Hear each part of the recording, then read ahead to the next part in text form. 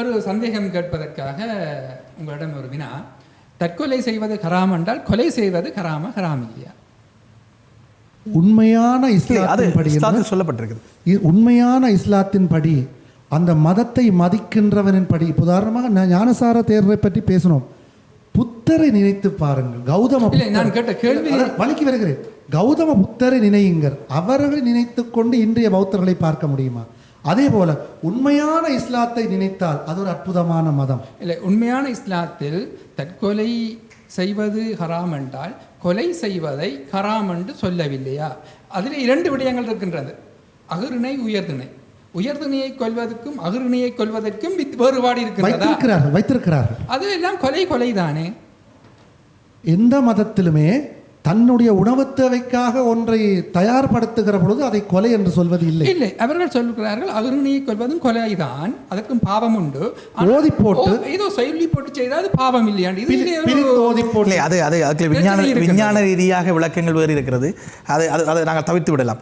நான் நினைக்கிறேன் இப்போ நீங்கள் கேட்ட கேள்விக்கான பதில் நான் ஏற்கனவே பல களங்கள் இந்த சொல்லாடல்களை சந்தித்தபடினால் சில ஆழ்ந்த புலமை மிக்க மௌலவிமார் கூட இங்கே வந்தார்கள். அவர்கள் சில அழுத்தமாக தங்களுடைய திருக்குர்ஆனை மையமாக வைத்து சொன்னார்கள். அங்கே கூட அந்த குர்ஆனில் கூட சில பாகுபாடுகள் இருக்குது. பழைய ஏற்பாடு, புதிய ஏற்பாடு, பைபிள் இருப்பது போல குர்ஆனிலும் இது விஷயங்கள் இருக்கிறது. நம்முடைய இந்து மத குருக்கள் ஆழமானவர் சொன்னார்கள், நம்முடைய மதத்தில் கூட இருக்கு, வேதத்தில் வேறாக இருக்கிறது, அசூரியத்தில் வேறாக இருக்கிறது, பின்னாலே திருமுறைகள் ஒன்றை சொல்கிறது, சித்தாந்தம் ஒன்றை சொல்கிறது, அது கடந்து போகிறது. அதுபோல இஸ்லாமிய மதத்தில் கூட தன்னை கொள்வதும் குற்றம் என்றும் இன்னொருவனை கொள்வதும் குற்றம் என்ற பதிவுகள் திருக்குர்ஆனிலே இருக்கிறது என்பது குற்றம் என்கின்ற பதிவுகள். அன்புடைமைதான் எல்லா மதத்திற்கும் அடிப்படை.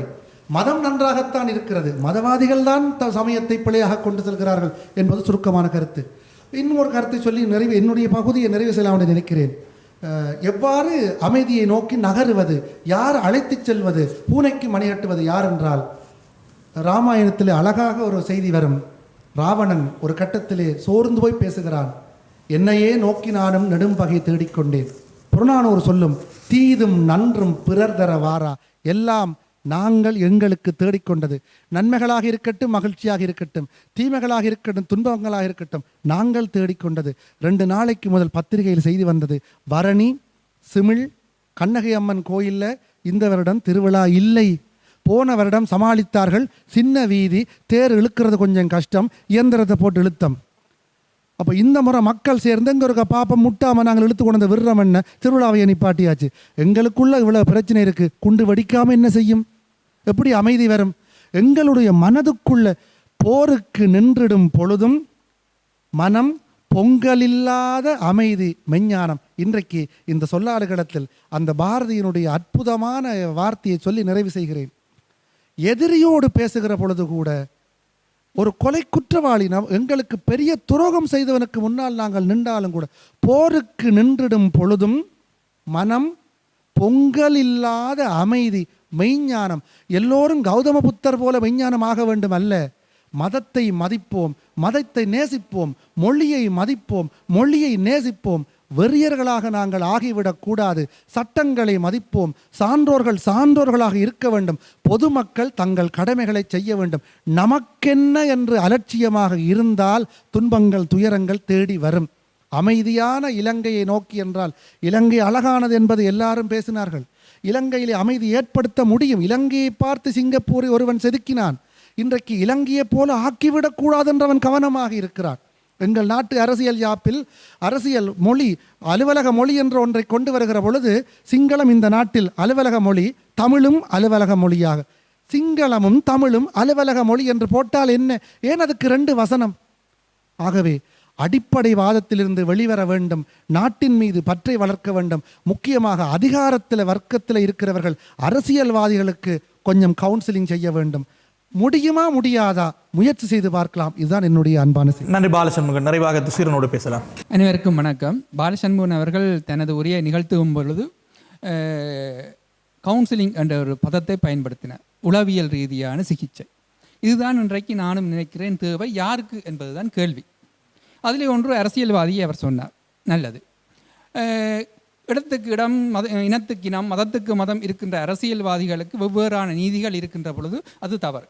ஆகவே அந்த தவறை நிகழாமல் இருக்கிறதுக்கு, அந்த தவறைக்குரிய நீதி பரிபாலனத்துக்கும் கவுன்சிலிங் தேவை என்றுதான் நினைக்கின்றேன். ஏனென்றால் சாதாரணமாக வடமாகாண சபையிலே ஒரு குழப்பம் ஏற்பட்ட பொழுது அந்த அமைச்சர்களை நீக்குவதற்கு இருந்த நீதி மிகப்பெரிய தவறுகளை இழைத்தார்கள் என்று பலர் கை நீட்டுகின்ற பொழுது அந்த அமைச்சரை கேள்வி கேட்பதற்கு கூட நீக்க வேண்டாம், அவரை விசாரிப்பதற்கு கூட முடியாமல் அந்த நீதித்துறை திண்டாடுகின்றது. எதிர்காலத்தில் வரக்கூடிய தேர்தல்களை இலக்கு வைத்ததாகவே இந்த பிரச்சனை கையாளப்படுகிறது. ஆக இப்படிப்பட்ட நீதிகள் இருக்கும் மட்டும் அவர்களுக்கும் கவுன்சிலிங் தேவைதான். இன்னொன்று, இந்த நாடு நல்ல நாடாக சுபிட்சமாக மாற வேண்டும், அதற்கு என்ன வழி என்பதுதான் இன்றைய சொல்லாடுகளத்தினுடைய கேள்வி. இந்த நாடை நாங்கள் சிந்திக்கின்ற பொழுது இந்த நாட்டை பற்றி சிந்திப்பவர்கள் இது நம்ம நாடு என்று பதமும் வேண்டாம், ஏனென்றால் அதிலேயும் பிரச்சனைகள் இருக்கின்றது. இது நமது நிலம் என்று சிந்திக்க வேண்டும். தமிழர்கள் இருக்கின்ற பொழுது அந்த தமிழர்களுடைய நிலம் நமது நிலம் என்று சிந்திக்கின்ற பொழுதுதான் அந்த நிலத்தை வளப்படுத்துவதற்கு அவர்கள் நினைப்பார்கள். கடந்த காலங்களிலே எத்தனையோ யுத்தங்கள் நடந்த போதும் அந்தந்த இன மக்கள் தமது மண்ணை வளப்படுத்தினார்கள், வனத்தை வளப்படுத்தினார்கள் என்று அண்ணன் சொல்கின்ற பொழுது சொன்னார். ஆக அந்த நிலத்தை எனது நிலம் என்று நினைத்தார்கள். ஆனால் இன்றைய பிரச்சனை அது அல்ல. இன்றைய பிரச்சனைக்கு முகம் கொடுத்து இருக்கின்ற ஒரு குறிப்பிட்ட மத மக்கள், இன மக்கள் என்று கூட சொல்ல முடியாது, மத மக்கள் இது எமது நிலம் என்று நினைக்கவில்லை. இதுதான் தவறு. ஆக அந்த இனத்தை மதத்தை சார்ந்தவர்களுக்கும் எல்லோருக்கும் அல்ல, அந்த தவறை விடுகின்றவர்களுக்கும் ஒரு கவுன்சிலிங் தேவை. ஏனென்றால் அந்த இன மக்களை நாங்கள் பிரித்து தான் பார்க்கின்றோம். ஏனென்றால் அவர்களுக்கு மட்டும் 2 வேடங்கள் கொடுத்திருக்கிறோம். நாங்கள் தமிழர்கள் என்கின்றோம், சிங்களவர்கள் என்கின்றோம். இந்துக்கள் எல்லாரும் தமிழர்கள், பௌத்தர்கள் எல்லாரும் சிங்களவர்கள் என்று சொல்கின்ற பொழுது அவர்களை மட்டும் 2ஆக பிரித்திருக்கிறோம். முஸ்லீம்கள் என்றும் சொல்கின்றோம், இஸ்லாமியர்கள் என்றும் சொல்லி பார்க்கின்றோம். ஏனென்றால் அந்த தவறுதான் அவர்களை இந்த நாட்டினுடைய பிரஜைகள் என்று தங்களை உணர விடவில்லை. அப்படி உணர்ந்தால், இது நமது மண் என்று உணர்ந்தால் அவர்கள் அந்த தவறை செய்ய மாட்டார்கள். அந்த நாட்டினுடைய வளத்தை அவர்களும் பாதுகாப்பார்கள் என்று நான் நினைக்கின்றேன். ஏனென்றால் இது போர்த்துகேயர் காலத்திலே இந்த முஸ்லீம்களுடைய எழுச்சி நடைபெற்றிருக்கின்றது. ஏனென்றால் போர்த்துகேயரை மூசுவர் என்கின்ற ஒரு இன குழுமத்தினர் ஆட்சி செய்திருக்கிறார்கள். அவர்கள் இஸ்லாமியராக இருந்திருக்கிறார்கள். போர்த்துகேயர் நமது நாட்டை ஆளுகின்ற பொழுது இருந்த அந்த இஸ்லாமியர்களை முஸ்வர் என்ற சொல்லினாலே தான் முஸ்லீம்கள் என்கின்ற ஒரு பெயரை அவர்கள் உருவாக்கினார்கள்.